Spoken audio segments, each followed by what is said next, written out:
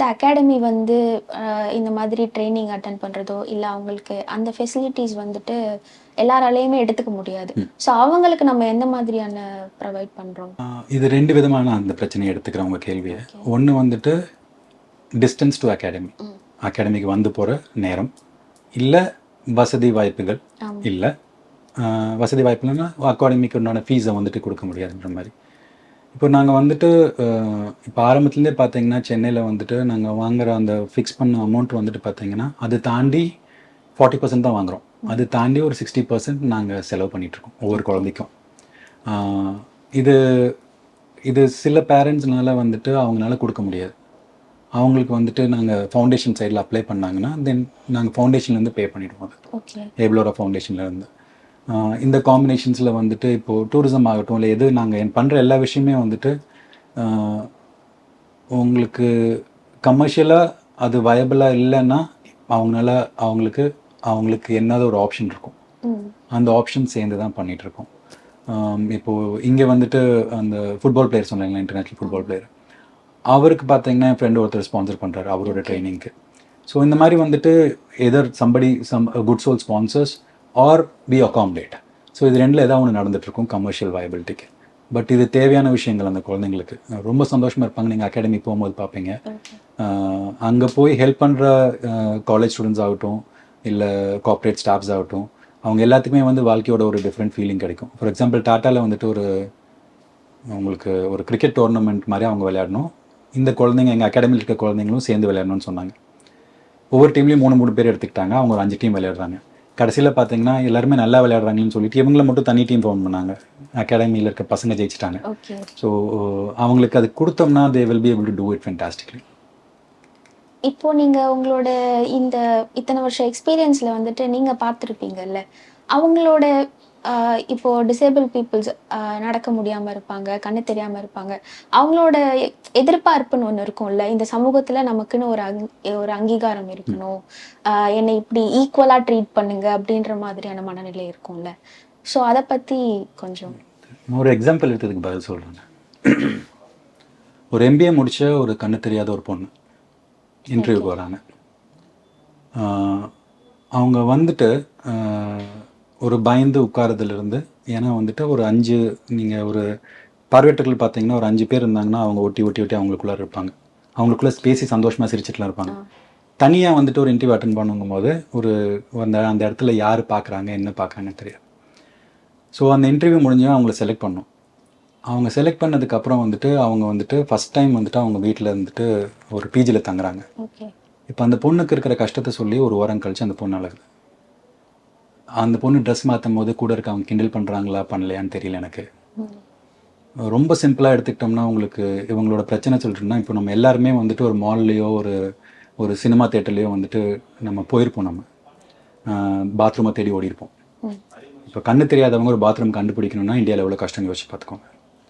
ஒரு காது கேட்காதவங்க வந்து ஹெல்ப் கேட்டு எங்கே பாத்ரூம் இருக்கணும்னு சொல்லணும்னா எவ்வளோ கஷ்டம்னு யோசிச்சுக்கோங்க. வீல் சேரில் இருக்கவங்க போய் அங்கே வரைக்கும் படி இருந்துச்சுன்னா தாண்டி போக முடியாது. பாத்ரூம் அங்கே தான் இருக்கும். 4 பேரை கேட்டு அதுக்கப்புறம் வீல் சேரை தூக்கி வச்சு அது வரைக்கும் அவங்க பாத்ரூம் போகாமல் இருக்கணும். அது சாதாரண விஷயம். அது அப்படி இருக்கும் போது இந்த பொண்ணுக்கு வந்துட்டு எல்லோரும் இருக்கிற தொட்டு பார்த்து தான் அவங்க கமோட்டில் உட்காருவாங்க. அப்போ மற்றவங்க போகிறதுல தொட்டு பார்த்துட்டு போகணும் ஒரு பிஜியில். இதெல்லாம் சொல்லி அந்த பொண்ணு கஷ்டப்பட்டுச்சு. 2 வருஷம் ஆச்சு.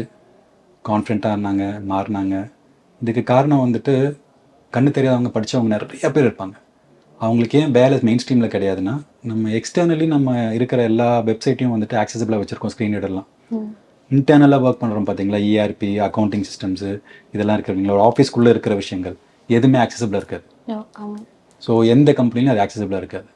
நாங்கள் அதை ஆக்சசிபிளாக மாற்றுறதுக்கு டெக்னாலஜியில் இன்வெஸ்ட் பண்ணி அதுக்கப்புறம் கண்ணு தெரியாதவங்க வேலை பண்ண ஆரம்பிச்சாங்க. We help other companies to like to create an environment வேறு. அவங்க ஏன்னா இவங்களாம் வந்துட்டு அறிவு ரொம்ப அழகாக இருக்கும். இப்போ நானும் நீங்களும் பேசினதில் ஒரு வேளை அந்த பொண்ணு இங்கே உட்காந்துட்டு இருந்துச்சுன்னா, சார் 10வது நிமிஷத்தில் அவங்க இது கேட்டாங்க, 11 நிமிஷத்தில் இது கேட்டாங்க, இப்போ ஒரு பேர் சொன்னாங்கன்னு முடிச்சதுக்கப்புறம் அவ்வளோ ஞாபகசக்தியோடு சொல்லுவாங்க.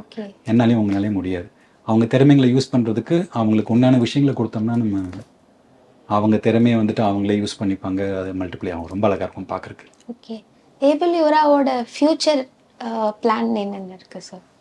இப்போது ஒரு மிகப்பெரிய பிரச்சனையை தான் நாங்கள் வந்துட்டு சால்வ் பண்ண எடுத்துகிட்டு இருக்கோம். நான் முதலே சொன்ன மாதிரி வந்துட்டு வருஷத்துக்கு வந்துட்டு ஒரு பிரச்சனையை எடுத்து சால்வ் பண்ணோம். ஸோ இது நாங்கள் வந்து இன்னும் 3 வருஷம் கூட முடியல. ஓகே.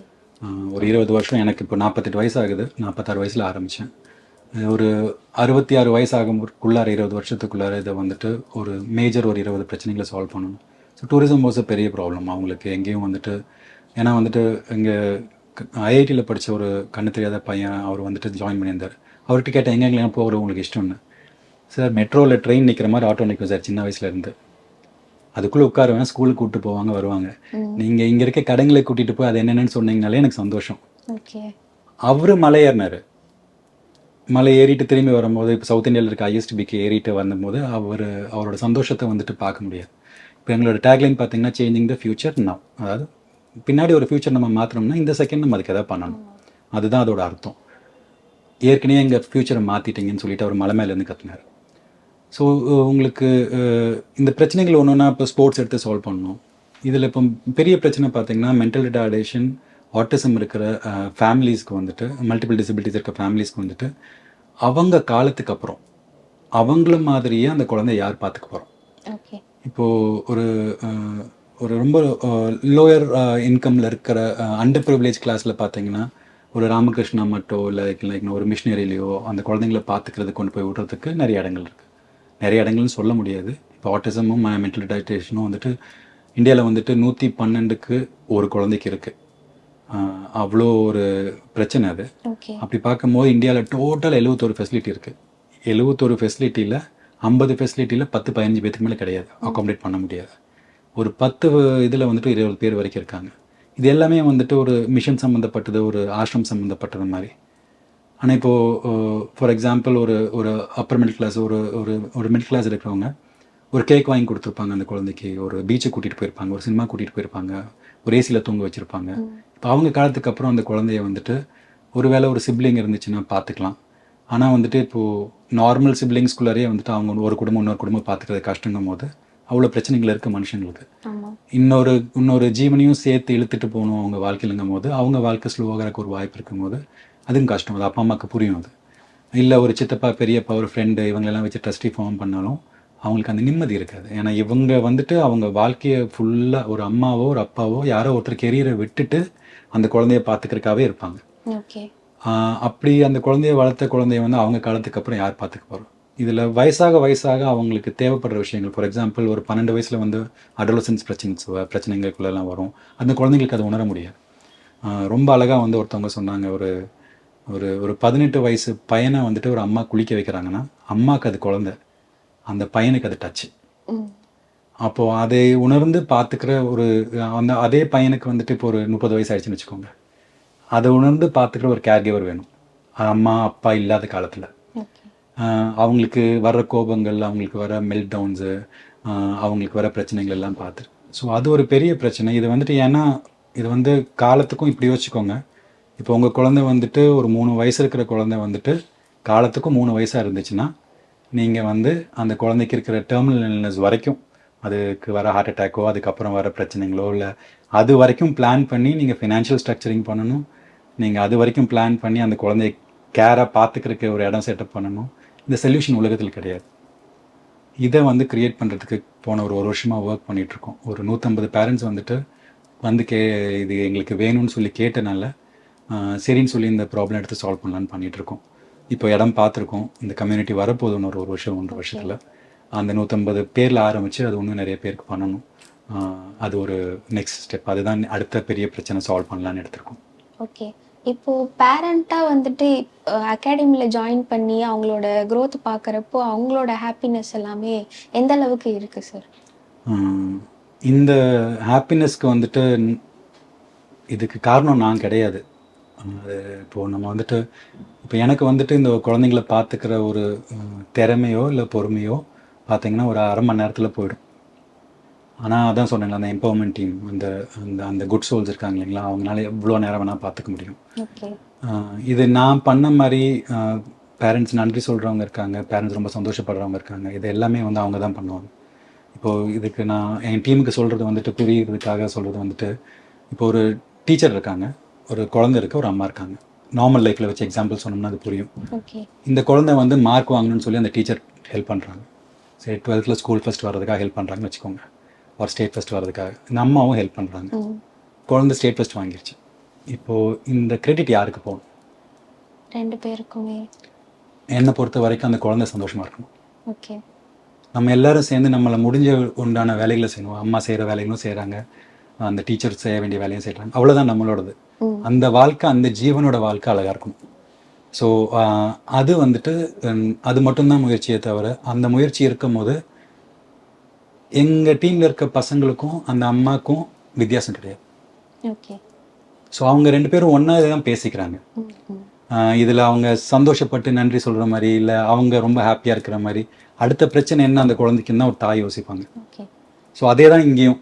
அப்போ அந்த உரையாடல் தான் நான் நிறையா பார்க்குறேன். அதுதான் எனக்கு அழகாக தெரியுது. இந்த மாதிரி அவங்களுக்கு ஏதாவது ஹெல்ப் தேவைப்படுதுன்னா அதை நம்ம எப்படி 2 விதத்தில் இந்த கேள்வியை நான் எடுத்துக்கிறேன். ஒன்று வந்துட்டு ஒரு பர்சன் வித் டிசபிலிட்டிக்கு அங்கே பார்க்கும்போது எந்த ஒரு ஃபவுண்டேஷன்லேருந்து கால் வந்தால் கூட, இதே நான் ஒரு சின்ன விஷயமாகவே சொல்கிறேன், நம்ம வாழ்க்கையில் நடக்கிற விஷயமா. இப்போ நீங்கள் சிக்னலில் போகிறீங்க, ஒரு குழந்தை வந்து பிச்சை எடுத்துகிட்ருக்கு. நீங்கள் வந்து அங்கே கரெக்டாக செய்ய வேண்டிய வேலை வந்து அந்த குழந்தை கரெக்டான வாழ்க்கையில் இருக்கா, சைல்டு எம்பவர்மெண்ட் கூப்பிடணும், அந்த குழந்தைய கொண்டு போய் சேர்க்கணும், அதெல்லாம் பண்ணணும். நம்ம என்ன பண்ணுவோம், சரி ஒரு 50 ரூபாயோ 100 ரூபாயோ அந்த குழந்தைக்கு கொடுப்போம். அடுத்த சிக்னலில் இன்னொரு குழந்தையோ இன்னொரு அம்மாவோ வருவாங்க, அங்கேயும் ஒரு 50 100 ரூபாய் கொடுப்போம். 3வது சிக்னல்லையும் கொடுப்பாங்க. 4வது சிக்னலில் வரப்போ நம்மளே தலையை திருப்பி. இது வந்துட்டு நம்ம கொடுக்கறது வந்து நம்ம தப்பிக்கிறதுக்காக, நம்ம செய்ய வேண்டிய உண்மையான கடமையை தாண்டி நம்மளும் வந்துட்டு சந்தோஷமாயிக்கிறதுக்காக கொடுக்குறோம். ஸோ நம்மளால் முடிஞ்ச விஷயங்களை எப்படி அடுத்தவங்களோட சேர்ந்து பண்ணலாம். இப்போது ஸ்போர்ட்ஸ் அகாடமியில் பார்த்தீங்கன்னா இப்போ ஒவ்வொரு குழந்தைக்கும் 3 பேர் தேவைப்படும். நிறைய காலேஜ் குழந்தைங்க வருவாங்க. அவங்க வந்துட்டு அவங்க அங்கே வரும்போது அவ்வளோ கற்றுக்கிட்டு போவாங்க வாழ்க்கையை பற்றி. நமக்கு எவ்வளோ இருக்குன்னு அப்போ தான் தெரியும். என் ஃப்ரெண்டோட பையன் ஒருத்தன் வந்துட்டு காலேஜுக்கு எப்போ பாரு அவர் வந்துட்டு 12 மணிக்கு போவார், இந்த மாதிரி பண்ணிட்டு இருந்தார். அப்போது என்கிட்ட அனுப்புகிறேன்னு சொன்னான். அப்போ நான் சொன்னேன், இல்லை அகாடமிக்கு அனுப்புனி ஒரு 2 தடவை அப்படின்னு. போயிட்டு வந்ததுக்கப்புறம் காலேஜுக்கு ஆன் டைம் போக ஆரம்பிச்சிட்டாரு. அவர் வாழ்க்கையை புரிஞ்சிக்க ஆரம்பிச்சிட்டாரு. ஏன்னா நம்மக்கிட்ட என்ன இருக்குன்றதை வந்துட்டு இல்லாததை வச்சே நம்ம வந்துட்டு கணக்கு போட்டுக்கிட்டு இருக்கோம். ஓகே. நம்மக்கிட்ட வெறும் கண்ணு தெரிஞ்சு காலு ஒர்க் ஆகி புத்தி வேலை செஞ்சு நம்ம குடும்பத்தில் அவ்வளோ பெரிய உடல் உபாதைகள் எல்லாமே இருந்துச்சுனாலே நம்மளால் எதை வேணால் பண்ண முடியும். ஓகே. இதை உணர்றதுக்காகவே வந்துட்டு கூட சேர்ந்து இந்த குழந்தைங்களெல்லாம் பார்த்துக்கலாம். 2வது விஷயம் வந்துட்டு இப்போது ஹிந்துவிசமில் ஒரு விஷயம் சொல்லுவாங்க, லைக் நம்ம வந்து 7 ஜென்மத்திலிருந்து 7000 ஜென்மம் வரைக்கும் வாழ்வாங்க. இந்த ஆட்டிசம் இருக்க குழந்தைங்களுக்கெல்லாம் வந்துட்டு நான் எனக்கு இது நானாக யோசிச்சுக்கிட்ட ஒரு நம்பிக்கை இது. எப்படி பார்க்குறேன்னா, இப்போ நம்ம ஏன் 7000 ஜென்மம் வரைக்கும் இருக்கோம்னா, நம்ம வந்த வாழ்க்கையை வந்துட்டு சரியாக வாழாதனால திருப்பி பிறந்துட்டுருக்கோம். அப்போது இந்த 7வது ஜென்மத்துக்கு முன்னாடி 6 ஜென்மத்தில் எல்லா விஷயத்தையும் கரெக்டாக பண்ணிட்டாங்கன்னா, அப்போது ஒரு ஆட்டிசம் இருக்கிற மாதிரி ஒரு மென்டல் ரிட்டார்டன் இருக்கும்போது 7வது ஜென்மம் ஒரு மனித ரெஸ்பான்சிபிலிட்டி இல்லாமல் சந்தோஷமாக வாழ்ந்துட்டு போகிறக்கா அவங்க வராங்க. ஆல்மோஸ்ட் ஈக்குவலன் டு தெய்வம். அவங்க சூஸ் பண்ணுற பேரண்ட்ஸ் அவங்கள அழகாக பார்த்துக்கிற மாதிரி அவங்க சூஸ் பண்ண இந்த நாடும் இந்த கம்யூனிட்டியும் அவங்கள அழகாக பார்த்துக்கணும். அவங்கள பார்த்து பயப்படாமல், அவங்கள பார்த்து ஐயோ நம்மள இது அது ஃபஸ்ட்டு தடவை கொஞ்சம் கஷ்டமாக தான் இருக்கும். ஆனால் அந்த குழந்தைங்கள நம்ம தொட்டு பேச ஆரம்பிக்கும் போது, அவங்க நம்மளை தொட்டு பேச ஆரம்பிக்கும் போது, அவங்களோட இருக்கும் போது அந்த ஒரு ஒரு ஒரு இயற்கையை பார்த்து, ஒரு மலையை பார்த்து ஆச்சரியப்படுறோம் இல்லைங்களா, ஒரு மரத்தை பார்த்து ஆச்சரியப்படுறோம், ஒரு பூவை பார்த்து. இந்த பூ வந்து உங்களை கட்டி பிடிச்சா எப்படி இருக்கும், ஒரு அந்த மரம் வந்து உங்களை வந்துட்டு சாஞ்சு பேசினா எப்படி இருக்கும், அந்த ஒரு ஃபீலிங் வரும் உங்களுக்கு. ஸோ இது வந்துட்டு எல்லோரும் வரணும். வந்துட்டு இதில் ஃபினான்ஷியலாக தேவைப்படாது, சில சொல்யூஷன்ஸ் க்ரியேட் பண்ணுறதுக்கு சில திறமைகள் தேவைப்படும். அந்த மாதிரி நிறைய பிரச்சனைகள் இருக்குது. லிஸ்ட் பண்ணோன்னா ஒரு 5000 பிரச்சனைகள் எடுத்து வைக்கலாம். சின்ன பிரச்சனைலேருந்து பெரிய பிரச்சனை வரைக்கும் இருக்குது. ஒவ்வொருத்தரும் அந்த ஒரு கரெக்டாக யூனிஃபைடாக வந்தாங்கன்னா எல்லா பிரச்சனையும் சால்வ் ஆகிடும். இது ஒரு பாயிலிங் த ஓஷன் மாதிரி தான் இது. பட் ஒரு டம்ளராக பாயில் பண்ண முடியும். அதுக்கு நமக்கு மனித சக்தி ஹியூமன்ஸ்னால முடியும் எதுவுமே. அதுதான் வந்துட்டு இப்போ ஏபிளோராவில் பார்த்தீங்கன்னா ablora.orgக்கு போனாங்கன்னா அங்கே தே கேன் சி லைக் அவங்க எப்படி ஹெல்ப் பண்ணலாம், என்ன பண்ணிகிட்ருக்கோம், என்ன ப்ராஜெக்ட்ஸ் பண்ணிகிட்ருக்கோன்னு. அவங்களுக்கு ஒரு திறமை இருக்குது, அவங்களுக்கு ஒரு நேரம் இருக்குது, அவங்களுக்கு அது ரெண்டும் இல்லை, பணம் தான் இருக்குது. இல்லை அவங்கனால அவங்க ஒரு ஒரு கம்பெனியில் வச்சுருக்காங்க, அவங்க ஸ்டாஃபை கான்ட்ரிபியூட் பண்ண வைக்க முடியும். எப்படினாலும் சரி, they can choose what to do and then they can be part of it. ரொம்ப அழகாக இருக்கும் அது கடைசியில் அந்த மாதிரி பார்க்கும்போது. அது பண்ணி பார்த்தவங்க எல்லாம் ரொம்ப சந்தோஷமாக இருப்பாங்க. ரொம்பவே அழகான விஷயம் நீங்கள் பண்ணிகிட்ருக்கீங்க. இதே மாதிரி உங்களுடைய சேவைகள் வந்துட்டு தொடரணும். மேல் மேலும் நிறைய பேர் இதனால பலனடைவாங்கன்னு நான் நம்புகிறேன். வாழ்த்திக்கிறேன் உங்களை. ரொம்பவே thank you sir. Thank you very. Like இது சேவன்லாம் சொல்ல முடியாதுங்க. நமக்கு வந்துட்டு எல்லா மனிதனுக்கும் உண்டான ஒரு ஆசை தான். நம்மளால ஒரு விஷயம் முடியும்னா அதை பண்ணுறதுக்கு முயற்சியாச்சும் பண்ணணும். நம்மளால் பண்ண முடியாத விஷயத்த இன்னும் கஷ்டப்பட்டு முயற்சி பண்ணி பார்க்கணும். நடந்துச்சுன்னா சந்தோஷம். 2-3 விஷயம் நடந்திருக்கு, 2-3 விஷயம் நடக்காமல் போயிருக்கு அவங்களுக்காக. பட் ஆனால் ஒரு 20 வருஷத்தில் என் வாழ்க்கை முடியிருக்குள்ள இந்த பசங்க யாராச்சும் எடுத்துப்பாங்க. இது நிறைய விஷயங்கள் நடக்கும்னு ஒரு நம்பிக்கை இருக்குது. அந்த நம்பிக்கை வந்துட்டு அவங்க கொடுத்தது. ஏன்னா அவங்களுக்கு அத்தனை வழிகளோடு அவங்க வந்து அவங்களால பண்ண முடியும் போது, நமக்கு பிரச்சனை இல்லாத மனிதர்கள் வந்துட்டு நிறையாவே பண்ண முடியணும். அவங்களாலே முடியும் போது அப்படின்னு சொல்கிறத விட அவங்க வழியோடு அவங்க எவ்வளவோ பண்ணுறாங்க.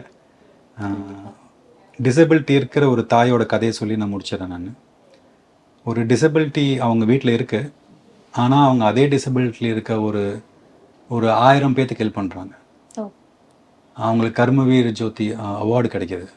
இந்தியா ஃபுல்லாக ஒரு 40 அவார்டு கொடுக்குறாங்க. இது எப்படின்னா ஒரு ஒரு ஒரு 9 மாதம் கர்ப்பிணி எனக்கு இன்னும் ஒரு 10,000 குழந்தைங்கள வயிற்றுக்குள்ளே வெயின்னு சொல்கிற அளவுக்கு எஃபெக்டிவான விஷயம். ஒரு டிசபிலிட்டி இருக்க ஃபேமிலி அவங்க பிரச்சனையை மட்டும் சால்வ் பண்ணுறதில்ல, அவங்க அதே மாதிரி டிசபிலிட்டி இருக்க பல பிரச்சனைகளையும் சால்வ் பண்ண ட்ரை பண்ணிகிட்ருக்காங்க.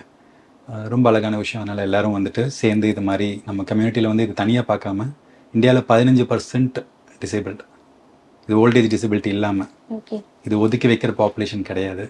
எல்லாம் சேர்ந்து நல்லா சந்தோஷமாக வந்து அழகாக இருக்கும். ரொம்ப நன்றி.